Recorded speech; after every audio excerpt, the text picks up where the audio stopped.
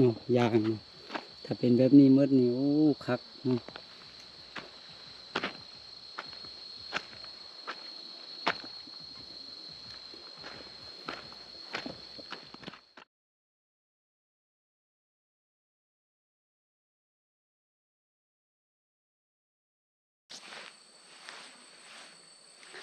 สบายดีเด้อพ่อแม่พี่น้องยินดีต้อนรับทุกท่านเนาะบ่ว่าจะอยู่ใน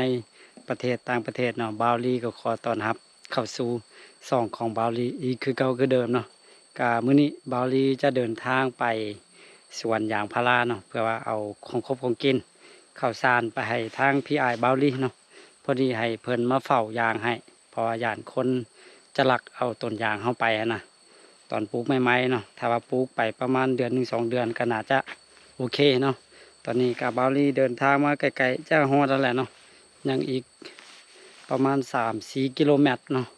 ก็เลยว่าจะพาพ่อแม่พี่น้องเข้าไปเบิ้งสวนยางของบาวลีน้ำกันเนาะว่าผ่านไปประมาณ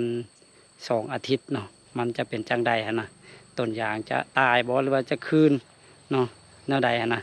ก็จะพาพ่อแม่พี่น้องเข้าไปเบิ้งน้ำกันเนาะอันนี้ก็คือเป็นเส้นทางที่เขาจะไปเนาะพ่อแม่พี่น้องเส้นทางที่เขาจะไปอันนี้เป็นเส้นทางที่เขามาเข้าปลาเข้าโด่งมาแบบนี้เลยพ่อแม่พี่น้องเนาะนี่เครื่องเอามาข้าวสาร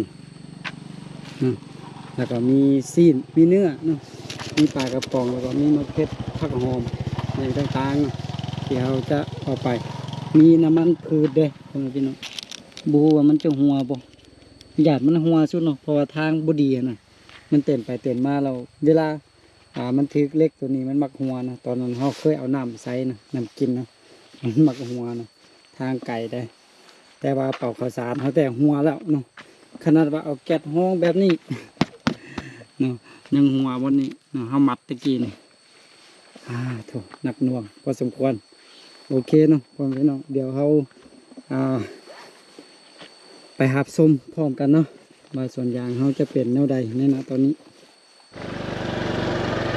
เส้นทางที่เขาจะไปก็จะประมาณนี้เนาะถ้าว่าฝนบ่ตกก็ถือว่าไปได้เนาะถ้าว่าฝนมากก็ถือว่าไปบ่ได้นะ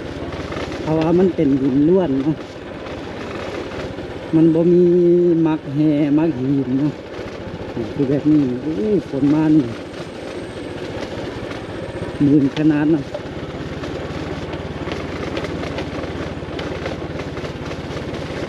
ก่อนบาวลีเอายางพารามานี่รถหุ่นใดเนาะรถบาวลีทางน้ำมาบ่ได้เลยมือเนาะได้ให้หมูมาส่งให้เพิ่นเอารถวีโก้เพิ่นมาส่งให้เอาพอรถเฮามันต่ำเนาะทำเนี่ยโค้งทางแบบนี้คือว่าอยู่เลย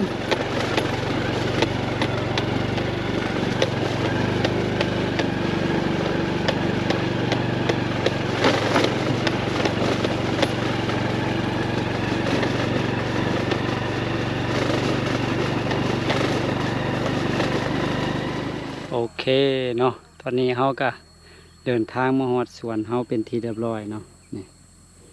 หญ้าตายดีขนาดตอนนี้เนาะตอนเขามาปลูกกันหญ้ายังบ่ตายเถอะแต่ว่าอยู่บนหันบ่ตายเนาะบนหันกับบนหันน้อยนึงเนาะแต่เหลือนั้นก็ทุ่งตายดีขนาดอันนี้ก็นี่บอลอยู่บอลกินเนาะของพี่อายเขาตะกี้คนเครื่องลงเป็นที่เรียบร้อยเนาะหัวเขาก็นี่อ้อมจอดเรียบร้อยเนาะเดี๋ยวจะพาพ่อแม่พี่น้องย่างเลาะเบิ่งบ่คอยมีฝนนะพ่อแม่พี่น้องย่านยางสิตายเนาะมันบ่มีฝน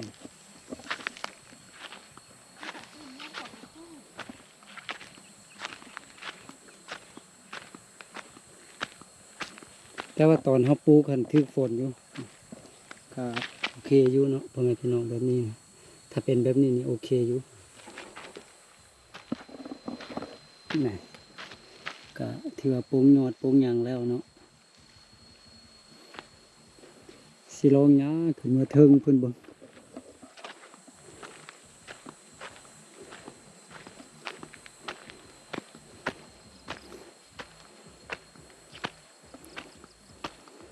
ปึ๊บโอ้หญ้าขึ้นไม้แล้วนี่หญ้าจนออกไม้แล้วนะโอ้อันนี้ใบล้นนี่พี่น้องแต่ว่ามันก็ยังเขียวอยู่เนาะน่าจะบ่เป็นหยัง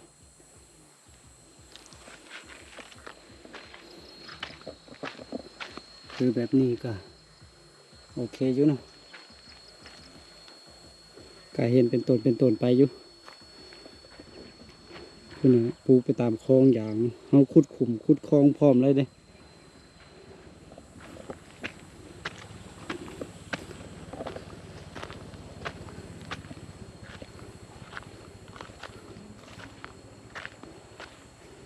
เสียดายแต่ว่าอย่างเขามันยังน้อยโพดเนาะแบบมันยังบ่ใหญ่นะเขาใช้เบาบ่โดนเนาะเนี่ยก็โอเคอยู่เนาะพ่อแม่พี่น้องนี่ถ้าเบามันสูงนี่โอ้ซ้ำนี่ขึ้นไว้อยู่เนาะแต่ว่าเขาใช้เบามันเดือนฮะนะมีแต่เดือนปลายน้อยเดียวเนาะแล้วก็ฟ้าวมาปลูกตอนนั้นฝนตกตอนนั้นเนาะตอนเขาฟ้าวมาเนาะ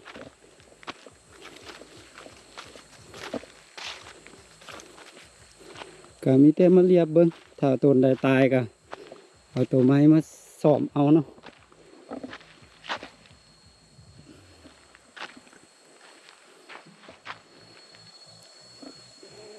กะกะบกคอยอันนั้นไปไหนพ่อแม่พี่น้องกะคืนอยู่เนาะกะจะมีอยู่บางต้นบางอย่างนั่นแหละที่มันตายเนาะคือแบบนี้ถ้าถึกฝนนี่โอเคนะแบบนี้นะถึกฝนนี่ขึ้นต้นนี้หยาดบาอยู่ได้พ่อแม่พี่น้องเนาะหยาดบาบลอดอยู่ได้ต้นไหนบลอดเขาก็เอาตาเขียวมาซ่อมซะเลยเพราะว่าเฮาก็ได้กะยางพาราป้าไว้หันอยู่กะแล้วก็ติดตาแล้วล่ะบอลไก่กับเพื่อนเฮาเนาะโอ้แบบนี้พ่อแม่พี่น้องแบบนี้น่ะจะบุคืนบ่ถ้ามันใหญ่แบบนี้ก็พอใครเนาะโอ้เตือนยอดเหี่ยวมันก็แต่การยังเขียวอยู่นี่คือแบบนี้นะมันเหลืองเนาะถ้ามันเขียวมันแก่แบบนี้นี่ก็ฮักมั่นใจอยู่โทษโอเคยางไปเบิ้งเนาะลองยางเลาะไปเบิ้ง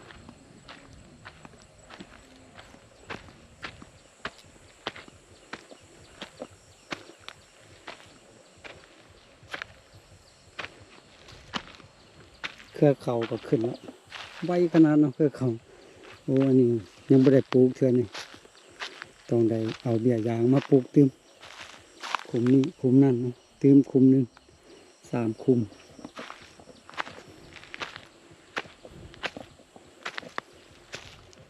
นี่คือแบบนี้ก็โอเคอยู่พ่อแม่พี่น้องเห็นแบบนี้ก็ดีใจอันนี้คือกันเนาะอันนี้ก็สิได้ปลูกตืมคุม1 2 คุม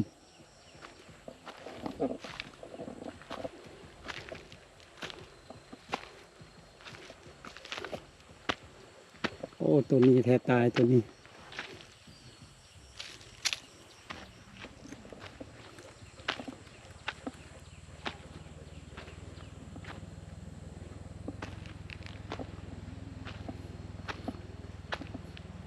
หญ้าเริ่มขึ้นแล้วได้แบบนี้ใช่ไหมโอ้ตัวนี้ก็ตายพี่น้อง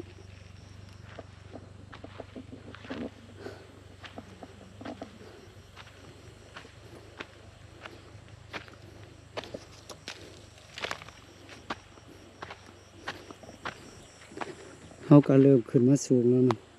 เนี่ยอยู่พุ่นกับบ้านเขาเจ้า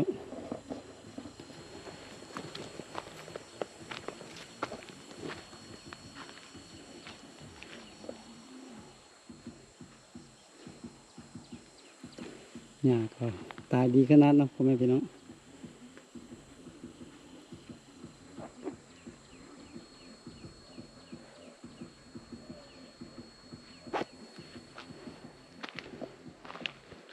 โอ้ อ้สิได้มาซ่อมหลายเติบตามเบิ่งคือแบบนี้นี่เนาะบ่รอดแล้วต้องได้มาซ่อมคืนหลายต้นพอสมควรตามที่สังเกตเห็น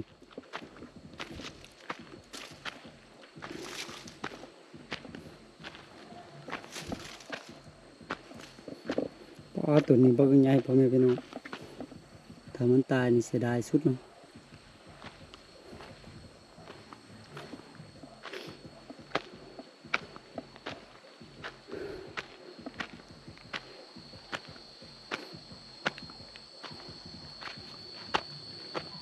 นี่แบบนี้ก็โอเคอยู่คือแบบนี้เนาะ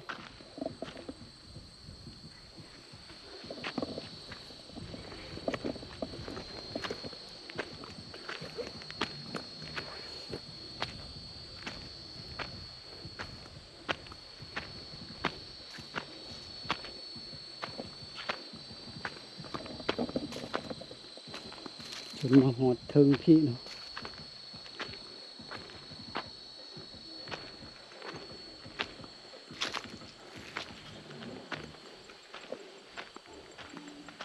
โอ้คือแบบนี้นี่ตายแล้วเนาะเสียดายเด้พ่อแม่พี่น้อง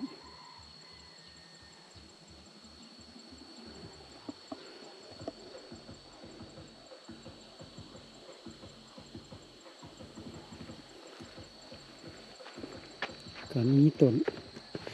ตายต้นคืนปะปนกันไปต้นได้ตายก็มาซ่อมเอาเนาะ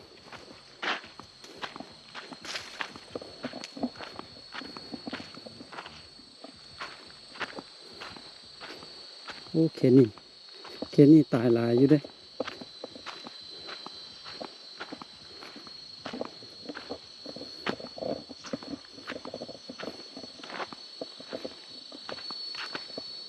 โอ้ห้วยก็เจ้าขุดมันเด้เนาะนี่ปอ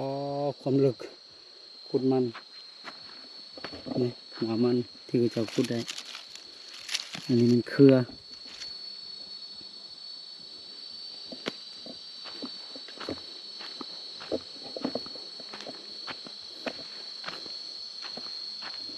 แบบนี้เครือมันนี่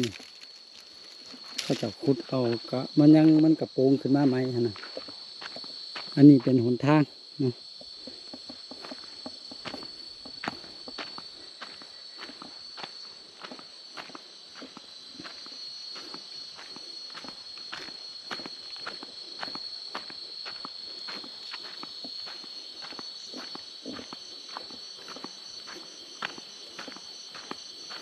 กับบ่ได้มาหลายมือเนาะก็ลองมายางเลาะเบิ่งนี่พ่อแม่พี่น้องก็คือบ่อนนี้นะเพิ่นปลูกข้าวกายมาทั้งเฮาเนาะ นี่ข้าวให้เพิ่นก็ออกแล้วอันนี้เป็นหัวเฮาเนาะในหัวนี่ทั้งนี้เป็นส่วนเข่าเพิ่น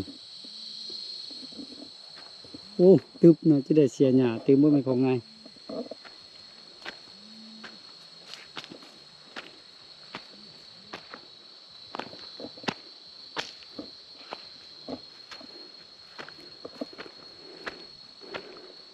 โอ้ถ้าเป็นแบบนี้หมดดีใจโอ้พ่อแม่พี่น้องเนาะเนาะยางเนาะถ้าเป็นแบบนี้หมดนี่โอ้คักเนาะ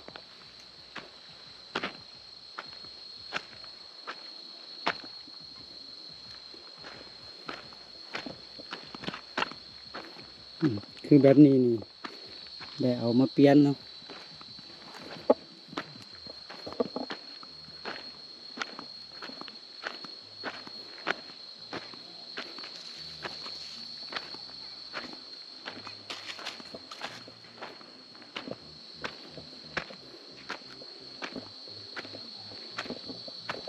อันนี้ต้นไม้โซ่ได้พ่อแม่พี่น้องอ๋อนี่อันนี้ก็ตายได้นี่โอ้เสียดายนะ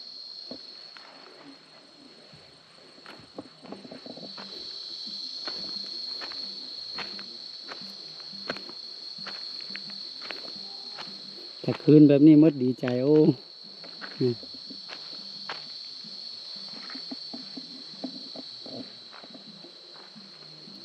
ปึ๊บไปเบิ่งต่อไปพูนเนาะจุดมอดพูน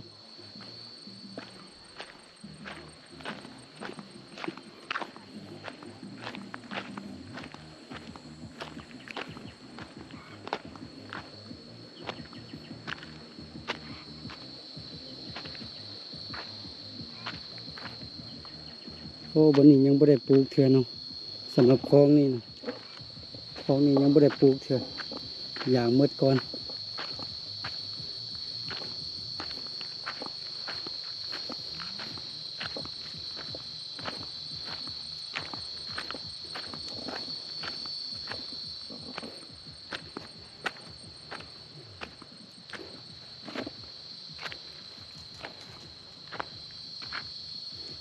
เนาะพุ่นเนาะเป็นไปฮอดพุ่น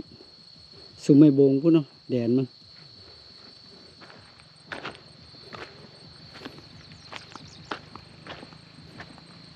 นี่เส้นนี้ก็บ่ได้ปลูกเถื่อ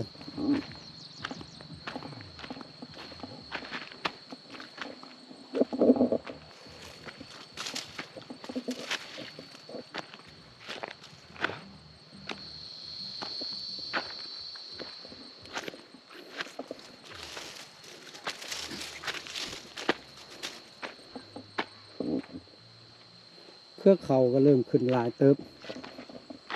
ขึ้นไว้ๆเนาะเครือเขาเนาะแต่ขึ้นแบบนี้เมื่อนี้เขาอู้ดีใจแล้วเนาะแบบนี้เนาะ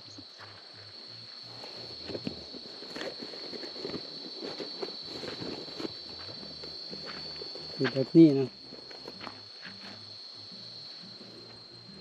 ก็มันก็มีต้นงามต้นบ่งามป้าปนกันไปพ่อแม่พี่น้อง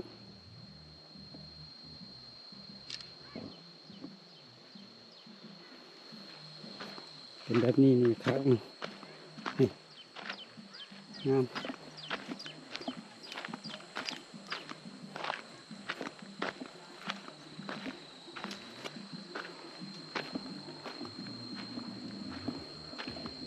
คือมันจะมีอยู่สองเบื้องด้วยกันนะทั้งนี้นะลงไปพูนเนาะหอดเทียงแล้วก็ทางนี้อีกเนาะลงไปพุ่นเนาะจนขึ้นมาเทิงพุ่นก็ถือว่าโอเคเลย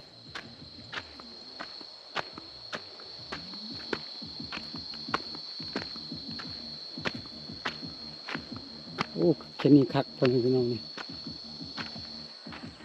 โอ้นี่คักอยู่แบบนี้พ่อแม่พี่น้องนี่โอ้วิวสุดยอดเลย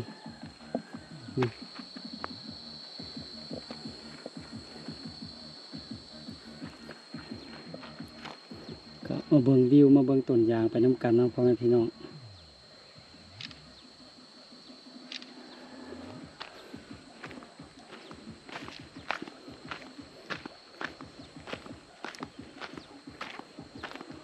วันนี้ก็บ่ได้ปลูกเชื่อ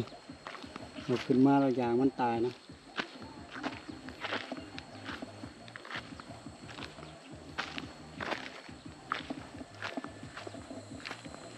ลงไปประมาณนี้เนาะ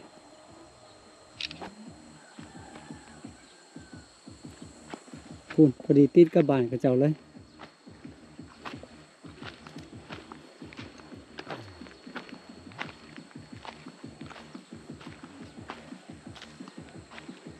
เข็นนี้ก็โอเคอยู่เนาะอย่างเข็นนี้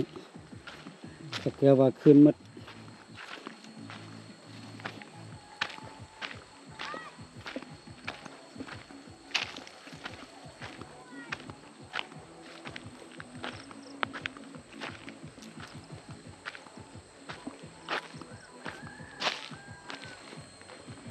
เนาะมาอยู่แจนี้นี่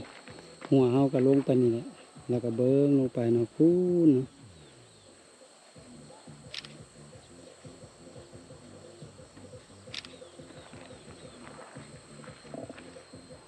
ปึ๊บ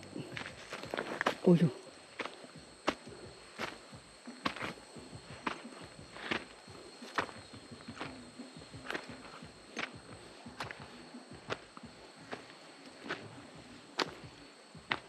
ขึ้นเมื่อจนสุดเลยนะขึ้นมาเบิ้งน้ำกันขนาดยางมากหักสมควรเนาะยางมาไก่เติบ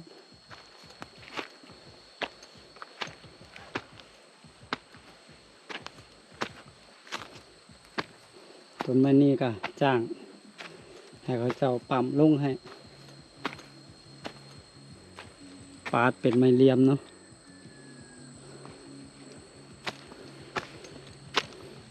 ถ้าเขาบ่ปั๊มลง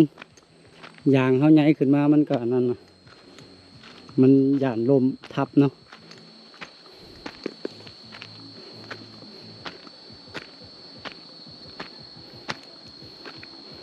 หอดแล้วพ่อแม่พี่น้องหอดแจมาแล้วนี่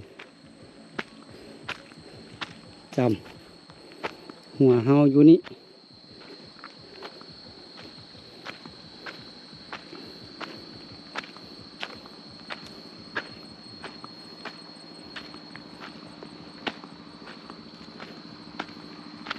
ต้นงามกับงามนะนี่ถือว่าจอดเป็นที่เรียบร้อยนะเหนื่อยพอสมควรยางขึ้นมาอุ้ยมืออีกมันสั้นเนาะดินมันสั้น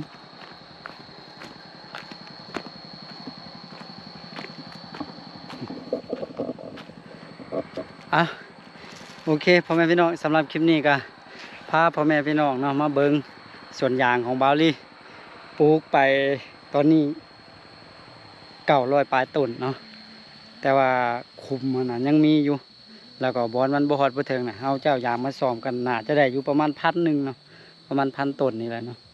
ปลูกเนาะดินนี่ประมาณเฉพาะตอนนี้ประมาณ3 เฮกตาร์พ่อแม่พี่น้องเนาะประมาณนั้นโอเคสำหรับคลิปนี้บาวลี่ก็ขอตัวลาไปก่อนเนาะแล้วพบกันใหม่ในคลิปต่อไปส่วนว่าจะเป็นคลิปใดและยุ่ใส่ก็อย่าลืมให้กำลังใจกันคือเก่าคือเดิมเนาะสำหรับคลิปนี้ขอตัวลาไปก่อนเด้อแล้วพบกันไหมเนาะสบายดี